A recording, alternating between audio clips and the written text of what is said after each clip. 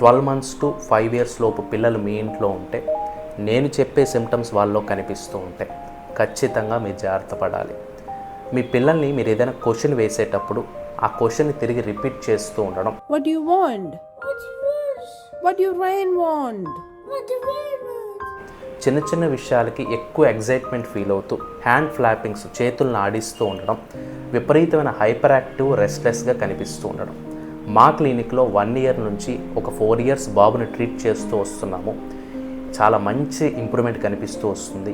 ఈ బాబుకి విపరీతమైన కోపం, చిరాకు, కంటిన్యూ మొబైల్ ఆడుతూ ఉండడం, బయట పిల్లలతో ఆడుకోవాలన్నా స్కూల్కి వెళ్ళాలన్నా ఇష్టపడకపోవడం, టో మీద నడుస్తూ ఉండడం, కంటిన్యూ హెడ్ మూమెంట్స్ ఇస్తూ ఉండడం, మాటల డెవలప్మెంటు, పళ్ళు డెవలప్మెంట్ కూడా స్లోగా ఉండడం.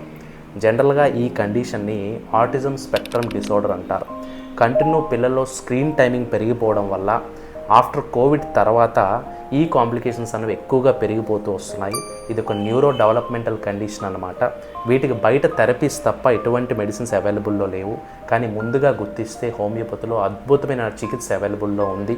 సో వీటి కోసం ఇంకొంచెం ఇన్ఫర్మేషన్ కావాలి అంటే కామెంట్లో టిప్స్ అని పెట్టండి, సెండ్ చేస్తాను. ఈ కాంప్లికేషన్స్తో సఫర్ అవుతున్న పేరెంట్స్కి ఈ వీడియో సెండ్ చేయండి. Thank you.